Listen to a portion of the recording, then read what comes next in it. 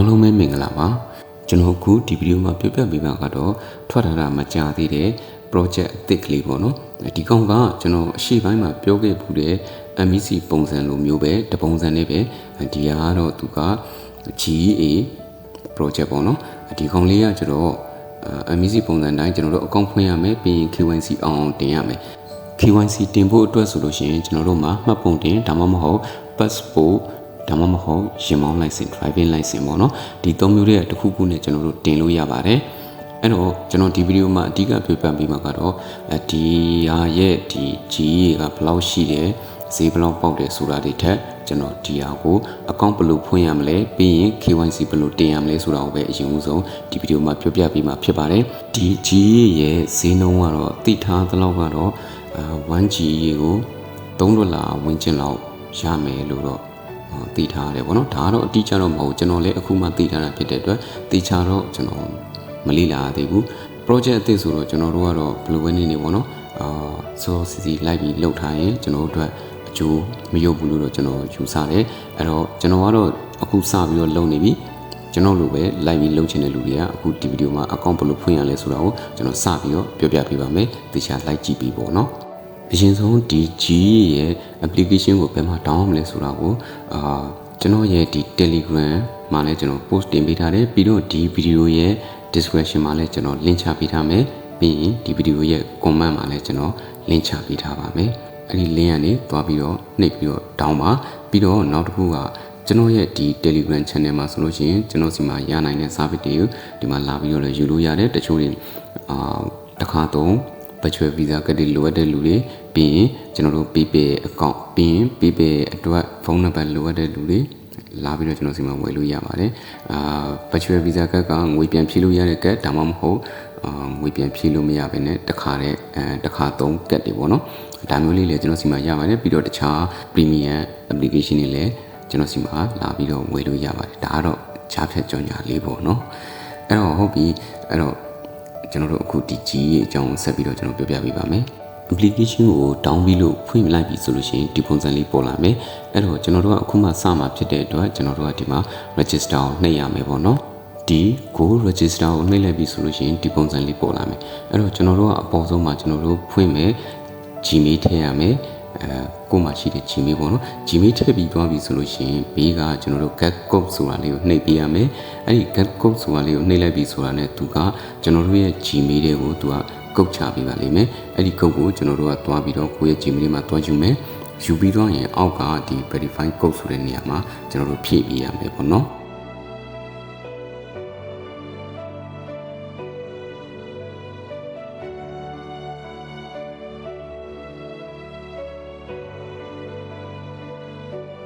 အဲ့တော့ကျွန်တော်ကတော့ကိုယ့်ကိုယူပြီးတော့ကျွန်တော်ထည့်ပြီးသွားပြီပြီးရင်အောက်မှာကတော့ကျွန်တော်တို့ဒီလုံးဝင် passport ပေါ့နော် passport ထားပေးရမယ်ဒီ passport တွေကိုသေချာမှတ်ထားပေးပါကိုထည့်တဲ့ passport တွေကိုပေါ့နော်မေးလို့မရဘူးပေါ့နော်အဲ့တော့ passport ကတော့အပေါ်နဲ့အောက်နဲ့နှစ်ခုကိုအတူတူထားပေးရပါမယ်ပြီးတော့အောက်မှာတော့ invite code ထည့်ပေးရမယ်ပြီးရင်အောက်မှာအမှတ်ကြီးလေးထည့်ပြီးတော့ကျွန်တော်တို့နှိပ်လိုက်အောင်ပါပဲဒါဆိုရင်ဒီပုံစံတိုင်းပေါ်လာမယ်ဒါကတော့မင်းကwallet အသစ်လုံးမလားဒါမှမဟုတ်ရှိပြီးလားဆိုရင်ကျွန်တော်တို့အခုမှစမှာဖြစ်တဲ့အတွက် wallet create wallet ကိုနှိပ်လိုက်ပါဒါဆိုရင် तू ကထပ်ပြီးတော့ passcode ခံခိုင်းလိမ့်မယ်ဒီ passcode ကိုလည်းတေချာလေးမှတ်ထားပေးပါပြီးရင်တော့ကျွန်တော်တို့ passcode ထည့်ပြီးသွားပြီဆိုရင် तू က backup လုံးမလားလို့မေးတယ်လောလောဆယ်တော့ကျွန်တော်ကဒီမှာက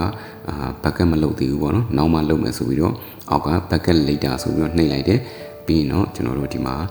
confirm လုပ်ခိုင်းတယ် confirm ကိုနှိပ်လိုက်ပြီဆိုရင်ဒီမှာ तू က okay ဆိုပြီးတော့ तू ပြထားတဲ့အတိုင်းရိုက်ပါဆိုပြီးတော့ရိုက်ခိုင်းတယ်အဲ့ဒါကို okay ကိုနှိပ်ပြီး confirm လုပ်လိုက်ဒါဆိုရင်ကျွန်တော်တို့ account ဖွင့်လို့ပြီးသွားပါပြီ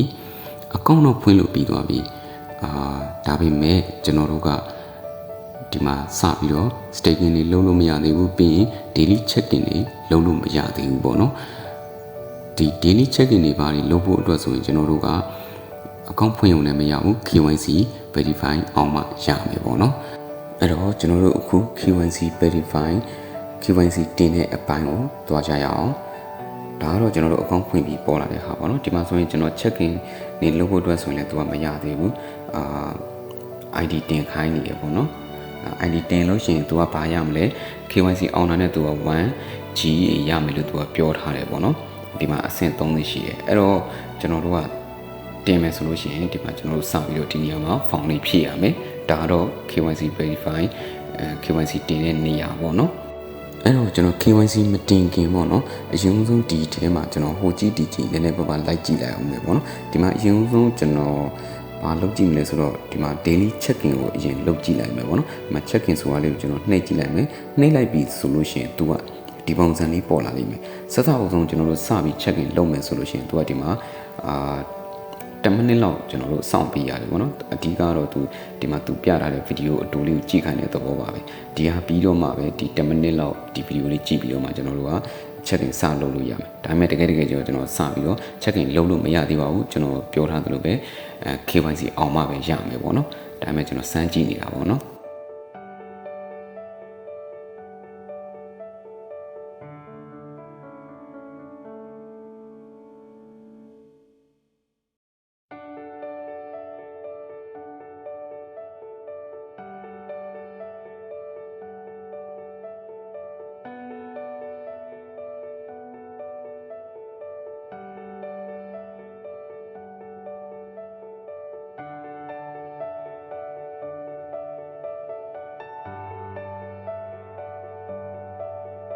ဒီမှာဗီဒီယိုလေးပြီးသွားတဲ့အချိန်မှာကျွန်တော်တို့ကဒီမှာ stat check-in ဆိုပြီးပေါ်လာတယ်ကျွန်တော် stat check-in ကိုလုပ်တဲ့အချိန်မှာသူက KYC တင်ခိုင်းတယ်ပေါ့နော် ID တင်ခိုင်းတယ် check-in လုပ်လို့မရဘူးပေါ့နော်အဲ့တော့ကျွန်တော်တို့ဘယ်လိုပဲနေအကောင့်ဖွင့်ပြနေတန်းပြီးတော့တခြားဘာမှကိုလုပ်လို့မရသေးဘူး KYC တင်ကိုတင်ရပါမယ်အဲ့တော့ကျွန်တော်စပြီး KYC စတင်လိုက်ရအောင်ဗျာအဲ့တော့ကျွန်တော်တို့ KYC တင်မယ်ဆိုလို့ရှိရင်ဒီမှာ ID verify ဆိုတာလေးရှိရဲဒီမှာ claim send ID ပေါ့နော်အဲ့တော့ကျွန်တော်တို့ဒီဟာလေးကို ID စတင်မယ်ဆိုရင်ဒီမှာမင်းကယောက်ျားလေးလားမိန်းကလေးလားအပေါ်ကတော့ country ကတော့ကျွန်တော်တို့ကတခါတည်းသူရွေးထားပေးပြီးသားပေါ့နော်အဲ့တော့ကျွန်တော်တို့ကယောက်ျားလေးလားမိန်းကလေးလားကျွန်တော်တို့ရွေးပေးမယ်ရွေးပေးပြီးပြီဆိုရင်အောက်မှာကျွန်တော်တို့နာမည်ဖြည့်ရမယ်ကိုယ့်ရဲ့ last name ပြီးရင်ကိုယ့်ရဲ့ first name သူကထည့်ခိုင်းတယ်ပေါ့နော်အဲ့မှာကျွန်တော်တို့နာမည်ထည့်ပေးလိုက်ပါပြီးရင်တော့ကျွန်တော်တို့နာမည်ထည့်ပြီးသွားပြီဆိုရင်အောက်မှာကျွန်တော်တို့စပြီးတော့မင်းပါနဲ့တင်ပါလဲဆိုတာလေးမေးလိမ့်မယ်အောက်မှာဆိုလို့ရှိရင်မင်းကID အမျိုးအစားကိုရွေးခိုင်းနေမယ်ဘယ် ID လဲပေါ့နော် passport လားမှတ်ပုံတင်လား NRC လားပေါ့နော်ဒါမှမဟုတ်ကျွန်တော်တို့ driving license လားပေါ့နော်ကျွန်တော်ကတော့ဒီမှာ ID ကတ်နဲ့မတင်ပြဘူး ID ကတ်ဆိုတော့ကျွန်တော်မှတ်ပုံတင်ပေါ့နော် passport ကတော့ကျွန်တော်တို့ passport စာအုပ်နိုင်ငံကူးလက်မှတ်ပေါ့နော်အဲ့တော့ကျွန်တော်တို့ဒီမှာကတော့ကျွန်တော် driving license နဲ့ပဲရင်မောင်း license နဲ့ပဲကျွန်တော်တင်ပြလိုက်မယ်ပေါ့နော်တချို့နေရာတွေကတော့ကျွန်တော်ပြမှာမဟုတ်ဘူးဖုံးထားမယ်ပေါ့နော်ပြလို့လည်းအဆင်မပြေလို့ပါဒါလေးတော့ကျွန်တော်နားလည်ပေးပါအဲ့တော့ကျွန်တော် driving license နဲ့ရွေးပြီးတော့ကျွန်တော်တို့စတင်မယ်driving license ရွေးပြီးသွားပြီဆိုရင်အောက်မှာဆိုရင်ကျွန်တော်တို့ဒီ license ရဲ့နံပါတ်ပေါ့နော်နံပါတ်ကိုရိုက်ထည့်ခိုင်းတယ်အမှကိုယ့်ရဲ့ဒီရင်မောင်း license နံပါတ်ကိုရိုက်ထည့်ပြီးတော့အောက်မှာကျွန်တော်တို့ဓာတ်ပုံတင်ပေးရမယ်ပေါ့နော်ဓာတ်ပုံရိုက်ပြီးတော့တင်ပေးရမယ်အဲ့တော့ကျွန်တော်ဒါလေးတစ်စင်ချင်းစီကျွန်တော်လှုပ်လိုက်ပါဦးမယ်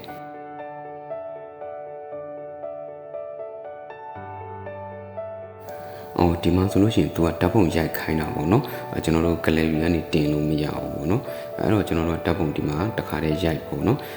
သူ့မှာ၄တောင်ကွက်ကလေးပါတယ်အဲ့ဒီ၄တောင်ကွက်အတိုင်းတေချာလေးကျွန်တော်တို့ရဲ့ဒီ driver ဒီရင်မောင်းလိုက်စင်ကိုအဝင်ခွင့်ကြားဖြစ်အောင်တေချာရိုက်ပါပြီးရင်ကြည်လေးလေးရှင်းလေးပေါ်အောင်ရိုက်ပေါ့နော်မဟုတ်ရင် water data ကြီးတွေဆိုလို့ရှိရင်KYC verify အောင်ဖို့အတွက်ခက်ခဲပါလိမ့်မယ်ပြန်ပြီးတော့တင်နေရလိမ့်မယ်ပေါ့နော်တခါတည်းကျွန်တော်တို့ကကြည်လေးဖြစ်အောင်ရိုက်ပါ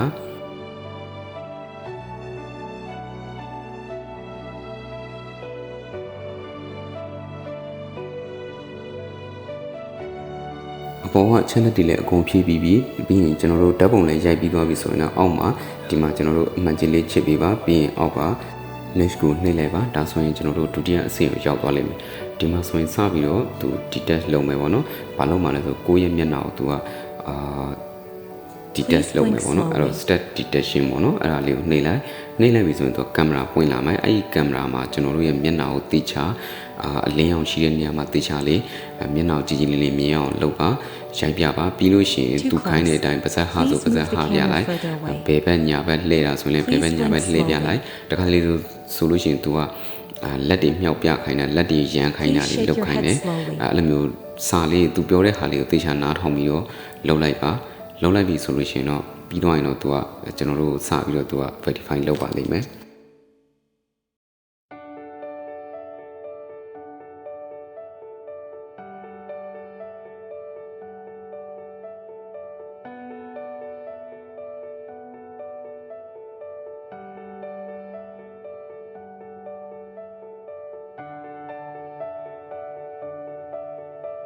Please open your mouth slowly. Please nod slowly.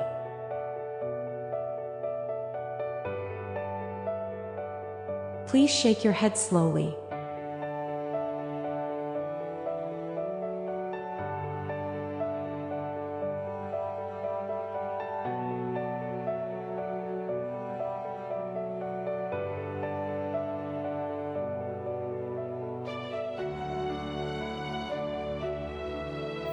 ဒီလိုမျိုးပေါ်လာပြီဆိုရင်တော့ဒါကျွန်တော်တို့အရှိကအဆင့်2ဆင့်ကိုလုံးလို့အောင်မြင်သွားပြီ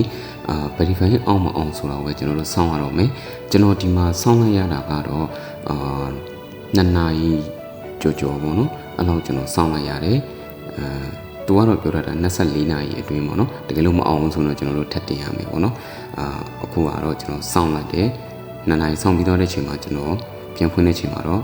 KYC verify ဖြစ်သွားပြီပေါ့နော်အဲ့တော့ကျွန်တော်တို့ဒီမှာဆိုလို့ရှိရင်ကိုယ့်ရဲ့ ID ဆိုတာလေးလည်းပေါ်လာမယ်ပြီးရင်အပေါ်ကကိုယ့်ရဲ့ account နာမှာလည်းဒီမှာ verify ဆိုပြီးဖြစ်နေလိမ့်မယ်ပြီးရင်နောက်တစ်ခုကဒီ GA staking ထဲမှာလည်း 1G ရနေလိမ့်မယ်ပေါ့နော်ဒီမှာစပြီးတော့သူ stake လုပ်နေပြီပေါ့နော်ကျွန်တော်တို့ခုနကအရှိမှဆိုလို့ရှိရင်verify မလုပ်ခင် KYC verify မလုပ်ခင်တော့ဆိုရင်ကျွန်တော်တို့ဒီမှာဘာမှမရှိဘူး GA လည်းမရှိဘူးဒီ staking ထဲမှာလည်းဘာမှမရှိဘူးအခုကျွန်တော် verify လုပ်ပြီးတော့တဲ့နောက်ပိုင်းမှာတော့ဒီလိုလေးစပြီးတော့လုပ်နေပြီပေါ့နော်အဲ့တော့ဒီမှာက 1G ရတယ်အဲ့ရနေမှာကျွန်တော်တို့ကဘာတွေပြန်ရမလဲဆိုရင်ဒီမှာသူပြထားတဲ့အတိုင်းကျွန်တော်တို့ANS တို့ဘာလို့အမှ AGR တို့သူပြောထားတာအဲ့လိုမျိုးတွေပြန်ရနိုင်တယ်ပေါ့နော်ဒီမှာဆိုလို့ရှိရင်သူက 10% 9% 5% ဒါမျိုးလေးလည်းရှိတယ်ပေါ့နော်ဒါကတော့နောက်ပိုင်းကျမှကိုယ့်ကိုဘယ်ထဲကိုထည့်ပြီးတော့ state လုပ်ရမလဲဆိုတာကိုရွေးပေါ့နော်လောလောဆယ်ကတော့ကိုမှရှိတဲ့ဒီသူထည့်ပေးထားတဲ့ 1G ရတော့ auto ထည့်ပြီးသားဆိုတော့ကျွန်တော်တို့လောလောဆယ်ဘာမှလုပ်စရာမလိုသေးဘူးအဲ့တော့အရင်ဆုံးကျွန်တော်တို့လုပ်ရမှာကတရက်တစ်ခါဝင်ပြီးတော့ check in လုပ်လို့ရှိရင်သူကဒီမှာ G ရမယ်ပေါ့နော်အဲ့တော့ကျွန်တော်စပြီးတော့ check in လုပ်တယ် daily check in ပထမဆုံးစလုပ်တယ်အဲ့တော့ဒီ check in လုပ်တဲ့အချိန်မှာသူကကျွန်တော်တို့ MEC နဲ့မတူတာက MEC ဆိုလို့ရှိရင်ကျွန်တော်တို့ကသူကစာတွေရိုက်ခိုင်းတယ်စာချောင်းလေးရိုက်ပေးလိုက်ရုံပဲသူပြောထားတဲ့အတိုင်းဒီမှာကတော့အဲ့လိုမဟုတ်ဘူးသူကမေကွန်းလေးမေးတယ်အဲ့မေကွန်းကိုကျွန်တော်တို့အဖြေမှန်ကိုရွေးပြီးတော့ဖြေပေးရတယ်အဖြေမှန်ကလည်းကိုမသိလေရွေးလိုက်ပေါ့နော်ဒီတဲ့တခုခုတကယ်လို့မှားတယ်ဆိုလို့ရှိရင်သူကဘယ်ဟာအဖြေမှန်ဆိုပြီးပြောလိမ့်မယ်အဲ့တော့ကျွန်တော်တို့ကပြန်ပြီးတော့အဲ့အဖြေမှန်ကိုရွေးပြီးတော့ပြန်ဖြေဘယ်နှခုဖြေရမှာလဲဆိုတော့10ခုပေါ့နော်ဒါပထမဆုံးအကြိမ်ကျွန်တော် daily check in လုပ်တဲ့အချိန်မှာဒီလိုမေကွန်း10ခုကိုကျွန်တော်ဖြေပေးရတယ်အဲ့ဒါဖြေပြီးတော့မှပဲကျွန်တော်တို့က daily check in လုပ်တာအောင်မြင်နေပေါ့နော်အဲ့တော့ကျွန်တော်ဒီမှာဆိုလို့ရှိရင်လည်းကျွန်တော်ဖြေထားတာလေးကိုကျွန်တော်ပြပေးထားတယ်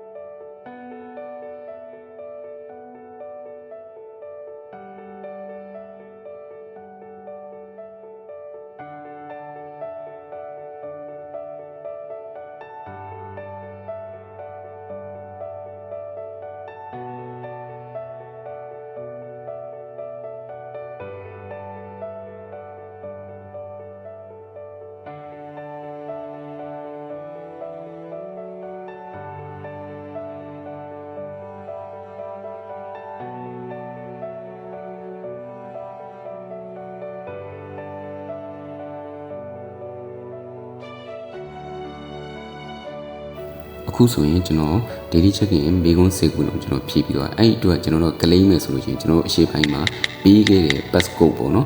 passport မဟုတ်ဘူးနော် passport ကိုကျွန်တော်တို့ရိုက်ထည့်ပေးရမယ်အဲ့လိုရိုက်ထည့်ပေးပြီးမှပဲကျွန်တော်တို့က claim လုပ်လို့ရမယ်ပေါ့နော်အောက်မှာသူကအချိန်လေးရည်တွက်နေတယ်အဲ့ဒီအချိန်လေးပြည့်သွားပြီဆိုရင်ဒီမှာဆိုလို့ရှိရင်ကျွန်တော်တို့daily check in လုပ်တာအောင်မြင်သွားပြီပေါ့နော်ဒီမှာဘယ်လောက်ရတယ်ဆိုတာလေးကိုသူပြထားပြီးတယ်ဒါမျိုးလေးပဲ ပြီးရင်တော့ကျွန်တော်တို့ကတငယ်ချင်း invite ခေါ်ရမယ်ပေါ့နော်တငယ်ချင်း invite ခေါ်လို့ရှိရင်ဘယ်လောက်ရမလဲဆိုတော့0.1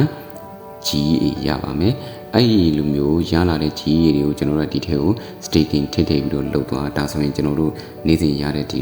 work ကပိုပြီးများလာလိမ့်မယ်ပေါ့နော်အတူတူပဲကျွန်တော်တို့ဒီ MEC လုပ်နေတဲ့လူတွေဆိုလို့ရှိရင်ဒါကမစိမ်းဘူးပေါ့နော်တပုံစံနဲ့ပဲပါပဲပေါ့နော်အတူတူပဲမတူတာက MEC မှာတုန်းကတော့သူကတခါတည်းသူ့ရဲ့ဒီ MEC P2P platform ရှိတယ်အဲ့ဒီ P2P မှာကျွန်တော်တို့ရောင်းဝယ်စပြီးဖြစ်နေပြီပြီးရင်အမှသွားပြီးတော့ကျွန်တော်တို့သွားကြည့်လို့ရတယ်ပေါ့နော်ဈေးဘယ်လောက်ပေါက်လဲဒီမှာတော့ကျွန်တော်မတွေ့သေးဘူးဘယ်မှာကြည့်ရမလဲဆိုတာကျွန်တော်သိချာမလေ့လာသေးဘူးဒီ video မှာပေါ့နော်အဲ့တော့ကျွန်တော်သိချာလေ့လာပြီးမှဒီရလာတဲ့ဒီ staking တွေကို staking လုပ်ထားတဲ့ဒီ reward တွေကိုဒီ GA တွေ ENS တွေကိုဘယ်မှာဘယ်လိုရောင်းရမလဲဆိုတာနောက်ပိုင်းကျမှပဲကျွန်တော် update တွေကိုကျွန်တော်ထပ်ပြီးတော့ကျွန်တော် video လေးလုပ်ပြီးတော့တင်ပေးပါမယ်အခုလောလောဆယ်ကတော့ကျွန်တော်ဒီ video ကကျွန်တော်လည်းသိချာမလေ့လာသေးတာဖြစ်တဲ့အတွက်KYC verify ဘယ်လိုလုပ်ရမလဲ account ဘယ်လိုဖွင့်ရမလဲဆိုတာကိုပဲပထမဆုံးကျွန်တော်လုပ်ပြပေးတာပါအဲ့တော့ခင်ဗျားတို့အနေနဲ့ KYC အောင်ထားမယ်အကောင့်ဖွင့်ပြီးတော့ KYC အောင်ထားမယ်ဆိုရင်လုပ်စရာက2ခုပဲရှိပါတယ်။ဘာလုပ်ရမလဲဆိုတော့daily check-in ဝင်လုပ်မယ်ပြီးရင်တငယ်ချင်းတွေ invite ခေါ်မယ်တငယ်ချင်း invite ခေါ်မယ်ပေါ့နော်။အရာရလာတဲ့ invite ကရလာတဲ့ဒီ GA 0တယောက်ရလို့ရှိရင် 0.1 GA ရမယ်။အဲ့ဒီအဲ့ဒီ GA တွေကိုကျွန်တော်တို့က staking တွေကိုထည့်ပြီးတော့ပေါင်းထည့်သွားမယ်ပေါ့နော်။ပေါင်းထည့်ပြီးကိုယ့်ရဲ့ staking ကိုများအောင်လုပ်မယ်။ဒါမှကိုယ့်ရဲ့stake ကနေပြန်ရမယ် reward ကလည်းများမှာပေါ့နော်။အဲ့လိုမျိုးလုပ်ရမယ်အချိန်တော့ပေးရမယ်ပေါ့နော်ချက်ချင်းလုပ်ချက်ချင်းမရဘူးဘာလို့လဲဆိုလို့ရှိရင်ကျွန်တော်ဒီစကားကိုပြောရခြင်းက MEC တုန်းကလည်းအဲ့လိုပဲကျွန်တော်တို့အကောင့်ဖွင့်နေပြီး1 MEC ရတယ်အဲ့1 MEC ကိုချက်ချင်းကျွန်တော်တို့ပြန်ရောင်းခြင်းနဲ့ပြန်ဝယ်ပြီးပါတော့ဒါမျိုးတွေပေါ့နော်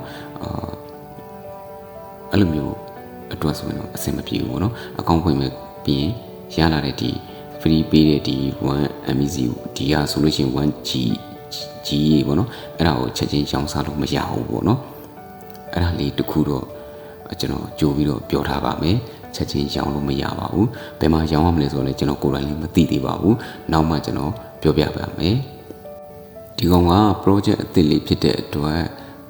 ဈေးလေးကောင်းလာနိုင်ဖွယ်ရှိတယ်ပေါ့နော်ဒါကြောင့်ကျွန်တော်တို့ကလှုပ်ထားဖို့ကျွန်တော်တို့ပြောချင်တယ်အများကြီးလဲကျွန်တော်တို့ပေးရတယ်လည်းမဟုတ်အရင်ကြီးစိုက်ရတယ်လည်းမဟုတ်ဘူးfree ပဲဆိုတော့လေကျွန်တော်တို့ကအကောင့်ဖွင့်မယ်ပြီးရင်